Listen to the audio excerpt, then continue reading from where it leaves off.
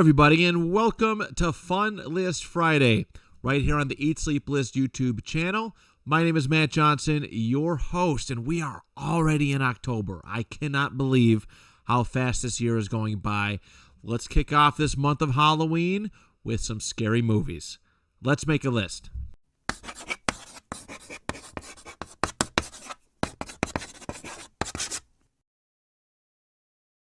All right, so last Monday, I talked about the Fall Things list. And it was a list that celebrated what I love about this time of year, about this wonderful season. It is my favorite season personally for a variety of different reasons. If you haven't checked that out yet, please do. But spoiler alert, if you haven't watched it, one of my selections for the Fall Things list was the fact that scary movies just hit differently during this time of year, right? September to November, chef's kiss. Mwah.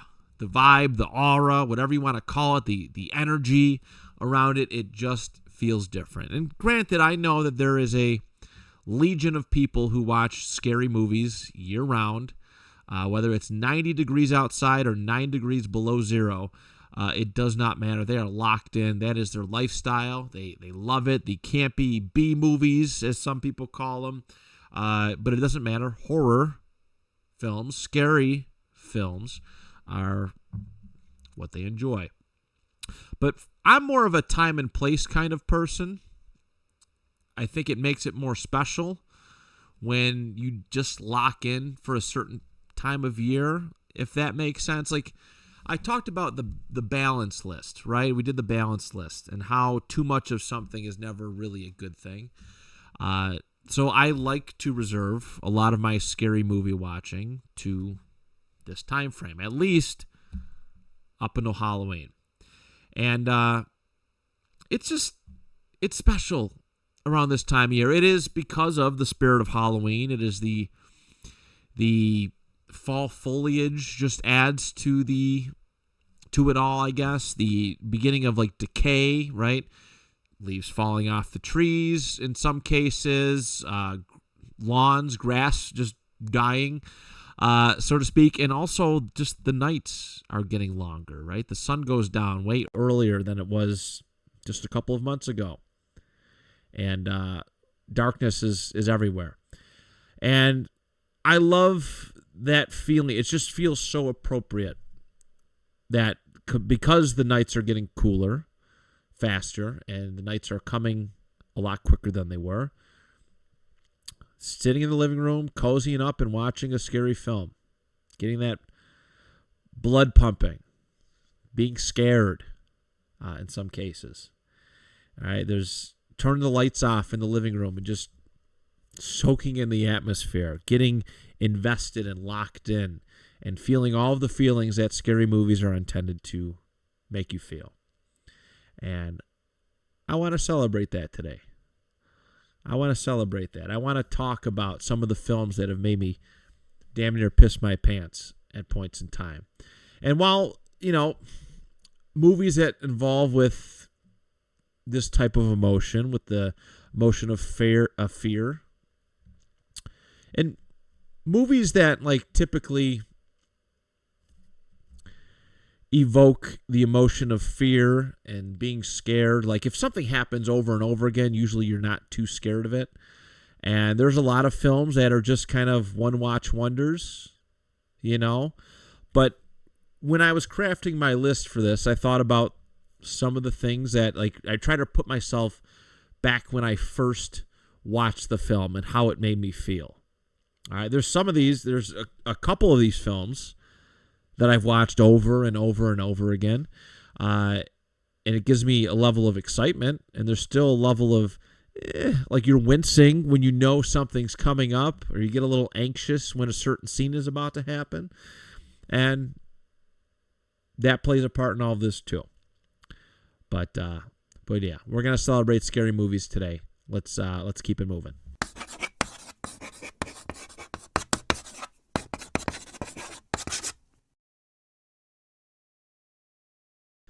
So for this lesson from the list, actually had one thing in mind, and then I was like, ooh, maybe this is a better idea. So I'm calling this on the fly, as we say it in the pro wrestling world. What makes a scary movie attractive to you? Because everybody has like a different level of scared that they find acceptable. I know I do. There's certain things that I won't like, that I don't really enjoy. Like too much blood, I think, is unnecessary sometimes. Like a gory film. Like I know it's kind of realistic, but it just doesn't sit well with me internally. I think it's gimmicky. It can be gimmicky. But there's a couple elements that I really, really love when I'm tuning into a scary movie. First and foremost, the story. Right? The story is important. If it's just a nonsense film just for the sake of being scary, I'm not buying it. I need a decent story to go with it for it all to make sense. I need great music. All right, or at least instrumentals that you can kind of feel. And I'll explain that more on some of my choices for the list, but I think the music is quintessential. Like I should be able to get the chills or feel some kind of scared emotion when I'm listening to your music, or the music that is provided in the movie, so to speak. There's a lot of like films that have like a heavy rock, like metal soundtrack to it, and it takes me out of it completely. And this is just a me thing. I don't really care for that, I guess. And I think there's also one of the other aspects that I really, really enjoy is like this thrill of fear, so to speak. We all have different things that we fear, that scare us. We're going to be talking about that at some point in this month. We have a couple Mirrorless Mondays that we're going to look into and see what makes us scared. But I like that comfort level around watching a movie where fear is like, and being scary is the main drive. Like, you know what I mean? Like, yes, you're in the comfort of your own home, but there's also a bit of a uneasiness. It makes your heart race a little bit. You can feel it you can just feel it, like your chest pounding and like all sorts of different vibes when you're scared. When you're watching a movie and maybe you're anticipating or waiting for something to happen, right? You don't know it, but something could happen at any point in time. So the whole time you're watching this movie, you're locked in, you're focused, you're zoned in, you have heightened awareness, but you're also ready to be as prepared as you can be if there's a scary moment. I think that's the magic of a good film, a good scary film, is that. I think there was a long stretch in the 2000s, at least, again, I was born in 91, I've been relatively aware of scary films, but over the last 15 to 20 years, there's been so many mainstream scary movies that advertise scary movies. They just weren't scary. They were just poorly done, and I don't know. It didn't sit well. You go to these movies to watch them in theaters, or you rent them, and you just feel like I felt nothing. And yeah, I want to feel something. I want to feel that fear, that uncertainty, that anxiety. I want to feel all of that and relish in it. Those are important elements to me when it comes to enjoying scary films.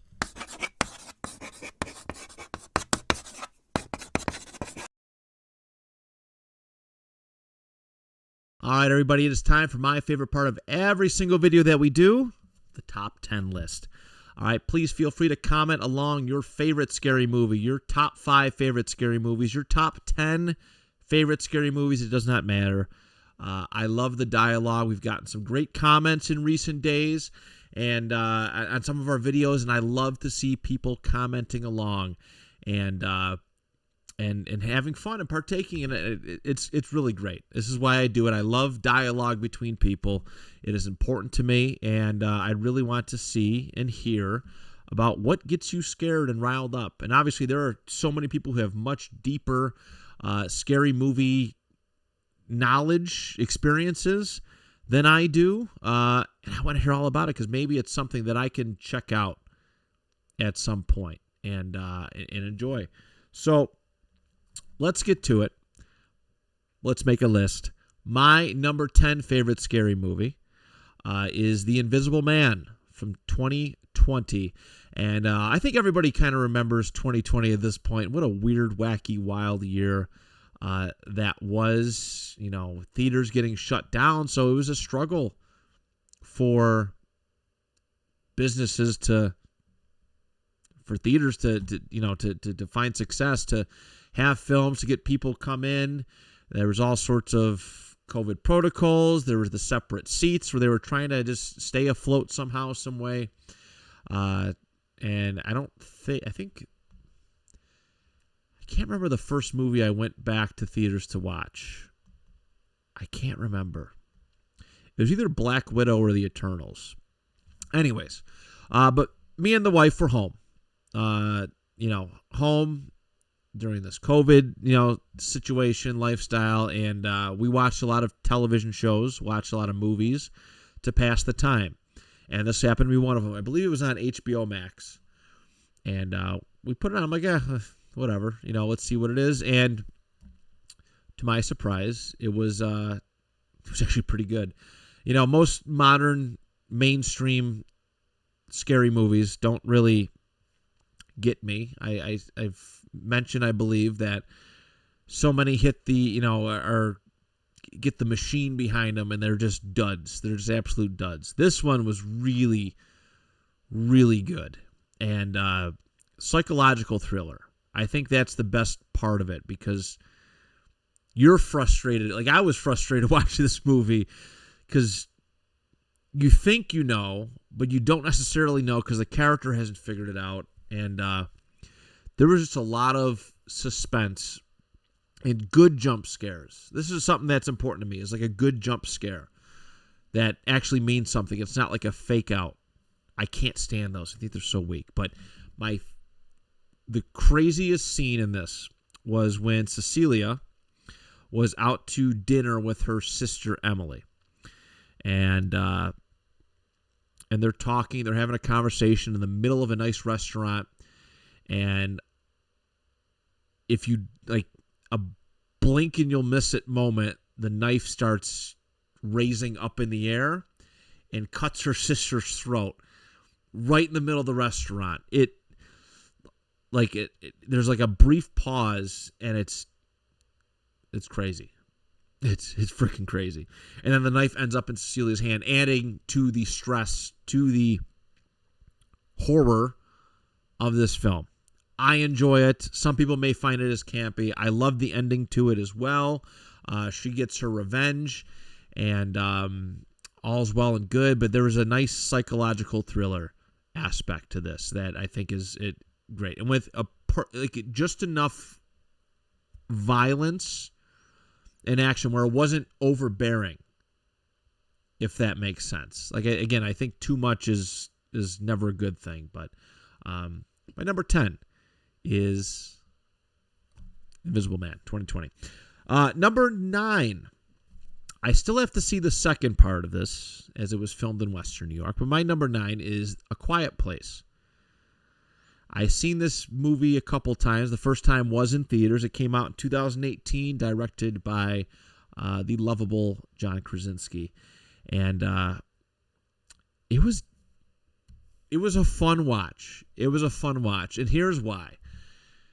Obviously, if you've seen this film, you know that the point is to be as quiet as possible. If you make any noise, these alien creatures have this supersonic hearing ability and can come and find you and beat you up, kill you, end your life, so to speak.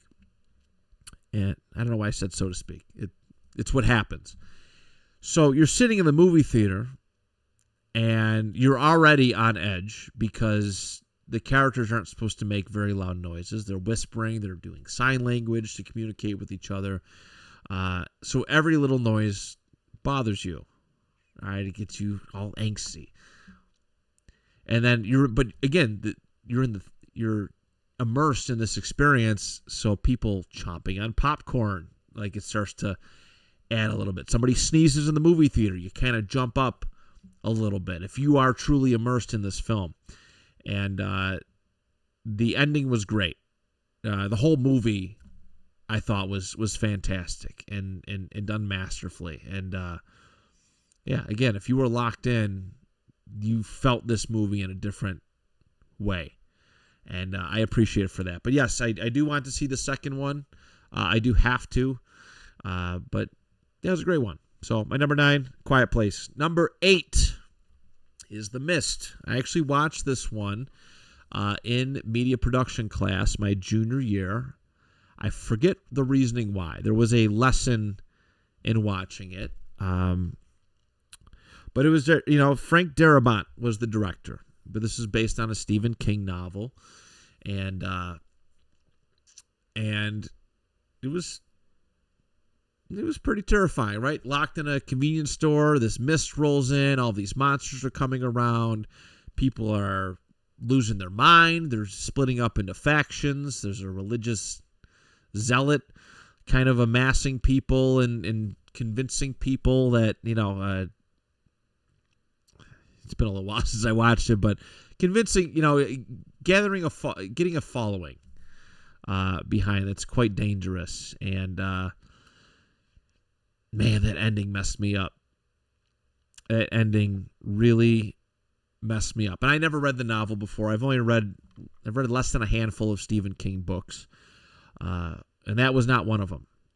But that ending messed me up. When they get in the car, when they're driving away in the mist, and it's the dad, the son, and the elderly couple, and they have the gun.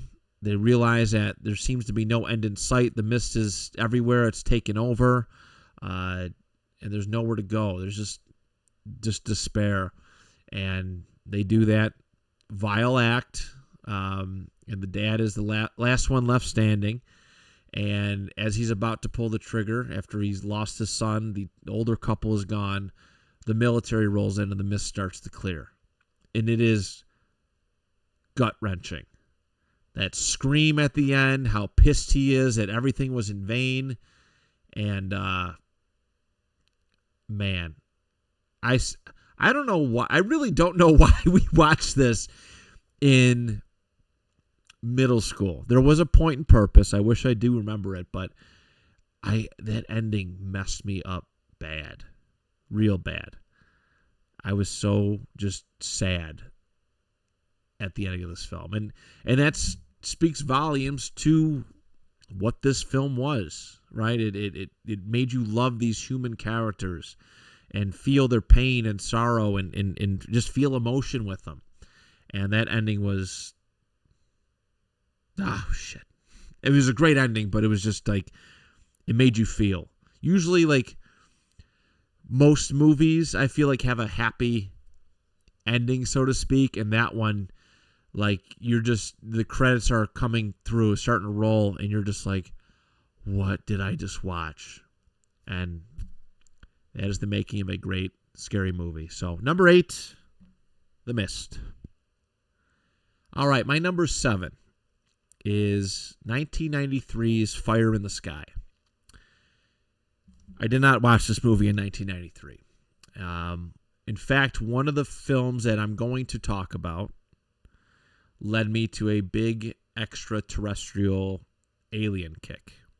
All right, in the early 2000s. And I'm still obsessed with this stuff, most certainly, but it was probably a couple, like 2003, 2004 when I watched this movie. My parents rented it from Blockbuster, and I was very curious because they said it's based on a true story.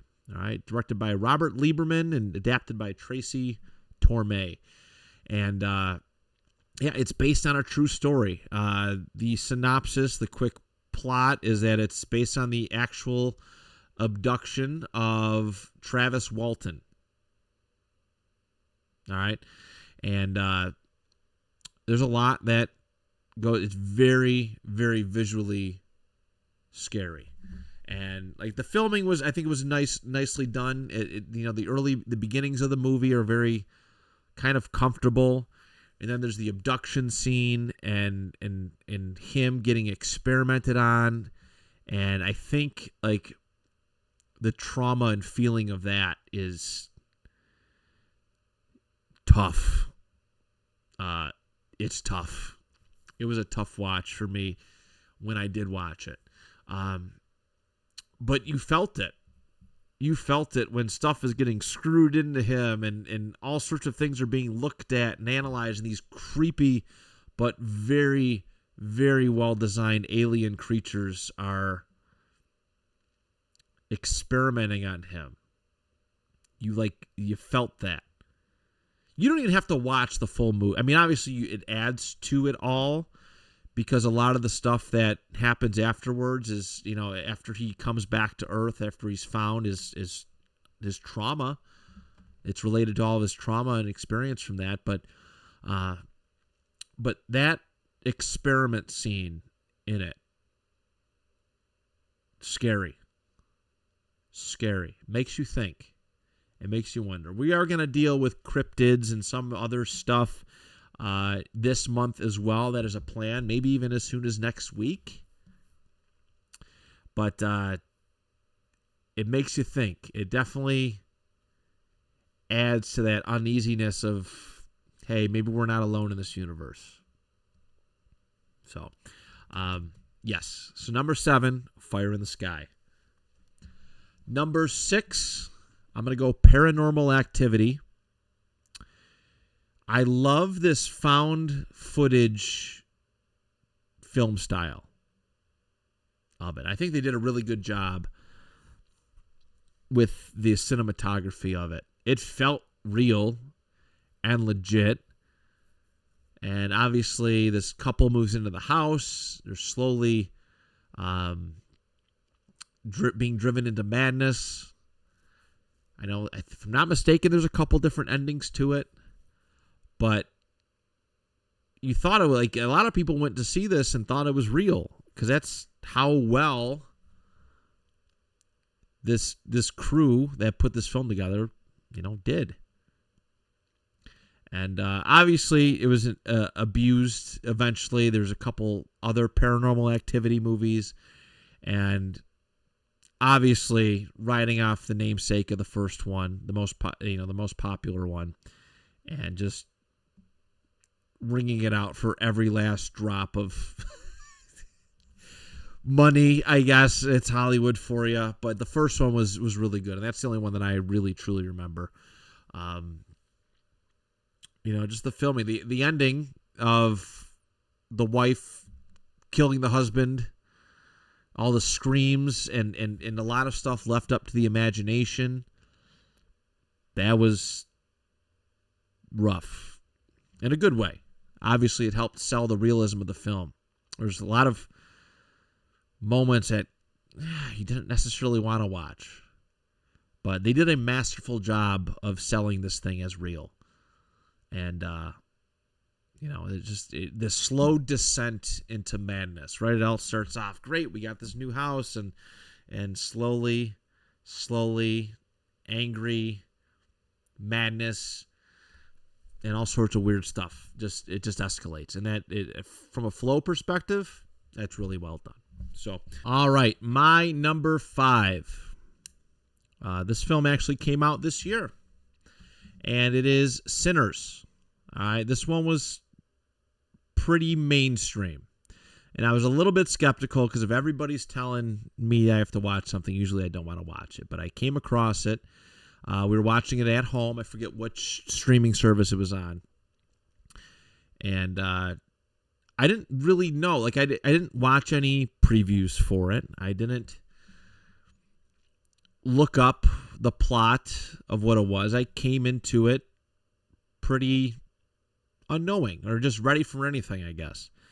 And I like how it starts off easygoing.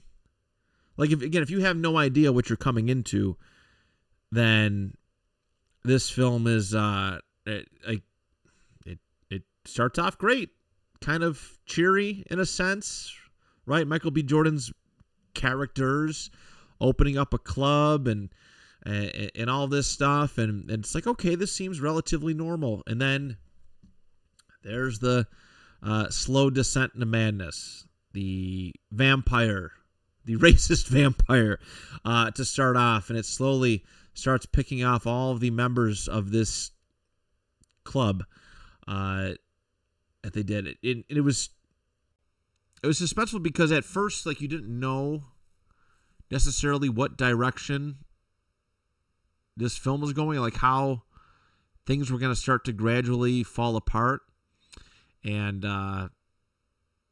it was good. I think the visual effects were well done.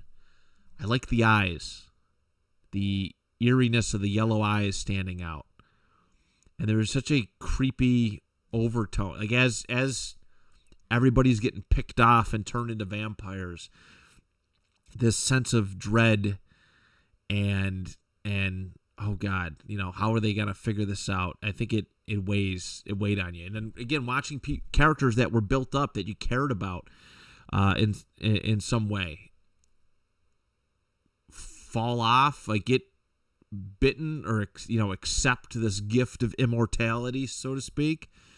It was some scary stuff, and it was very good. It was very, very good. It was well shot, and there was several scary scenes. A lot of anxiety kind of in it. When they threw the one guy out, he was covered in wine, but they thought it was blood, and they threw him out there. Some of the one, like the when they're lunging for people's arms, when some of the characters are trying to get back into the club and they don't, they're asking the question if they can get in, and our main character's starting to become slowly aware of what's going on. There's some crazy jump scares in there, and yeah, it was some great stuff. If you haven't checked it out yet, I invite you to do so. Great cast and very, very good film. That's my number 5 is Sinners. All right, my number 4 is easily my oldest one, by a long shot, by 20 years to be exact. We're going to The Blob, the 1958 version. I watched the newer remake version, which I believe was the 90s, and it didn't quite do it for me. But this original version is perfect. I like 1950s culture mostly is very interesting. The whole, drive-in movie theater culture, right, is pretty cool. Like teenagers, all these the greasers and all the different like school like faction, like personality factions and stuff. I find it kind of interesting. And this was apparently a big time hit at the drive-in movie theater. And it's kind of cool to think that, of course, Steve McQueen's in it. There's a whole generation of like kids that just swarmed the drive-in movie. Like, this was the quintessential drive-in movie theater film. And like, we have a drive-in movie theater here in Western New York.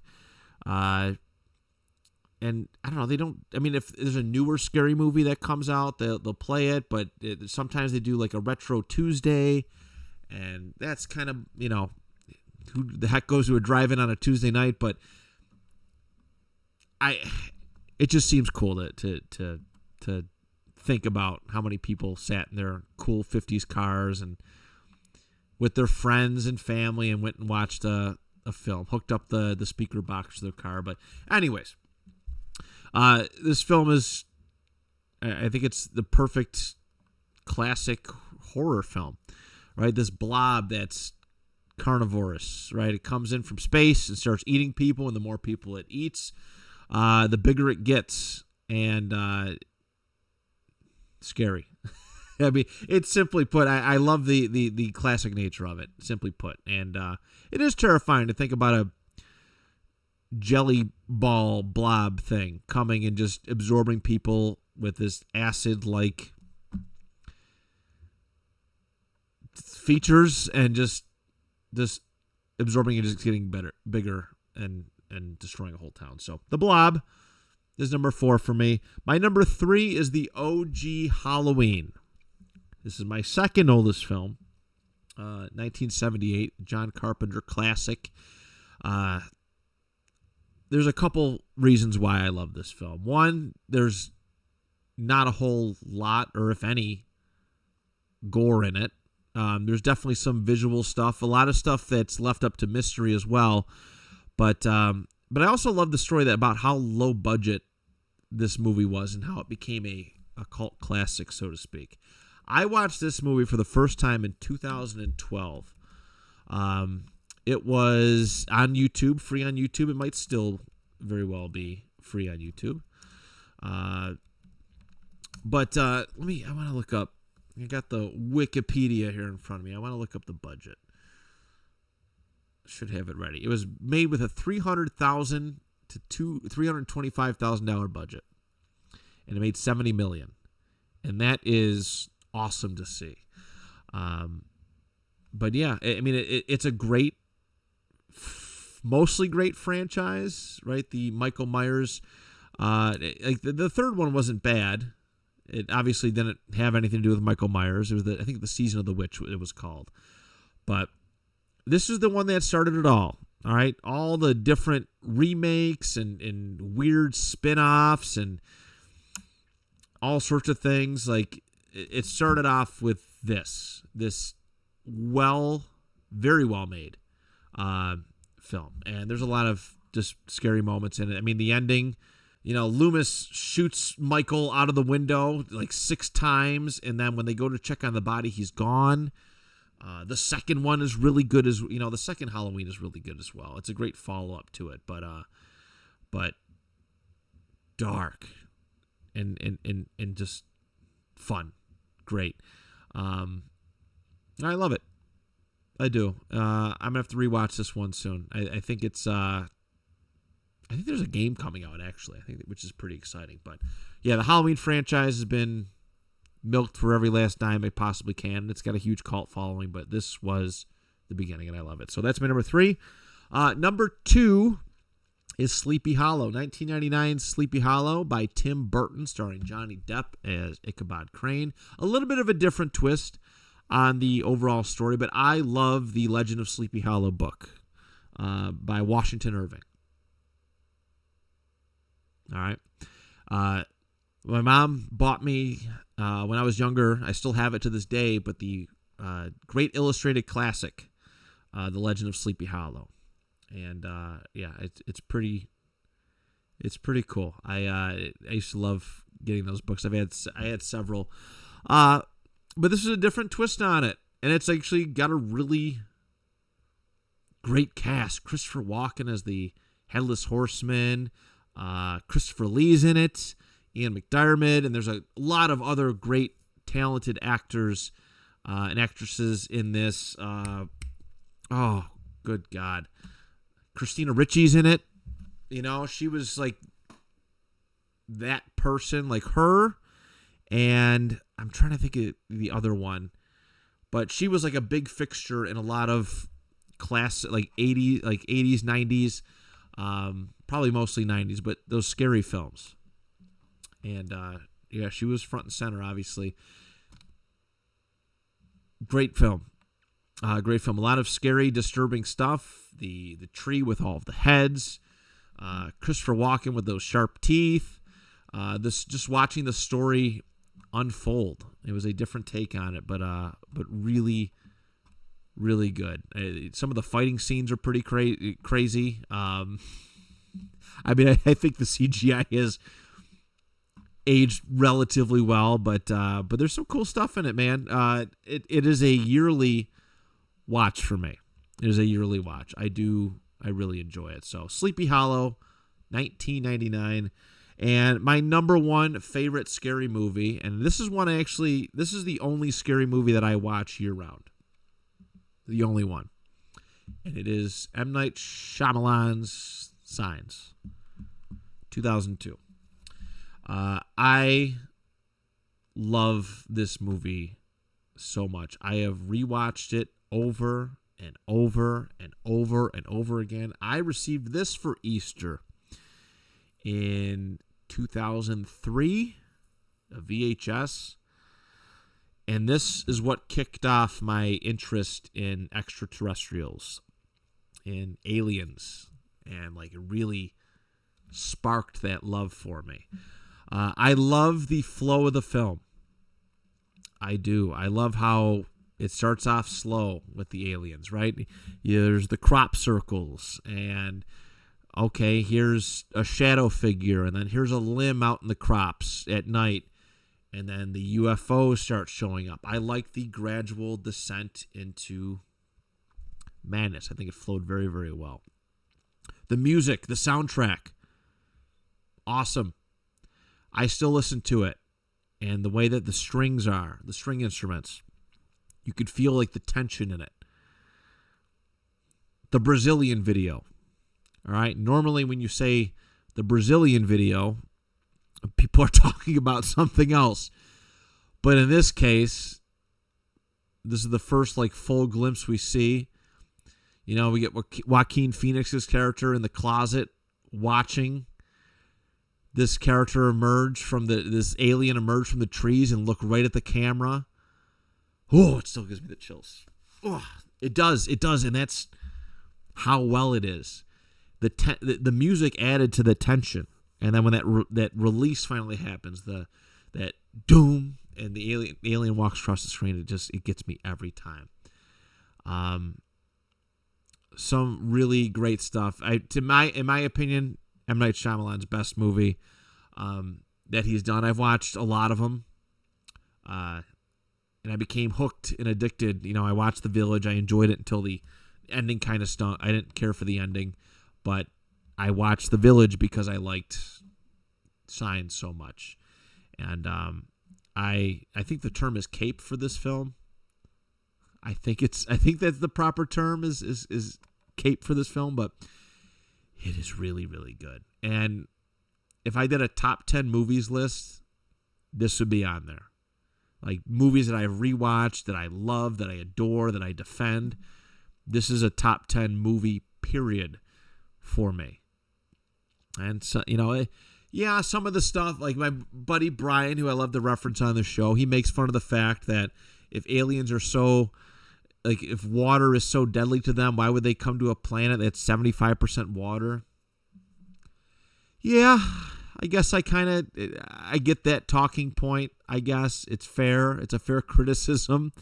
I don't know. I think it's great. I do. I look past that and just enjoy it. And yeah, it's brilliant to me. So there it is, everybody. The scary movie list. How does my top 10 look versus your top 10? Probably vastly different. I'm a bit of a chicken shit of a human being, and it doesn't take much for stuff to scare me. But these are 10 movies that I have enjoyed, that make me feel something. And there's other films that I've left off, too, like The Conjuring was like an honorable mention list, and the Ryan Reynolds Amityville Horror, and Poltergeist, and there's a lot of other ones that I've watched over the years. Cabin in the Woods, Evil Dead, so many that are just Halloween time staples for me, and give me the chills and really get me in the spirit of what this time of year is. So thank you so much for watching. I love and appreciate each and every single one of you. And until next time, do you even list?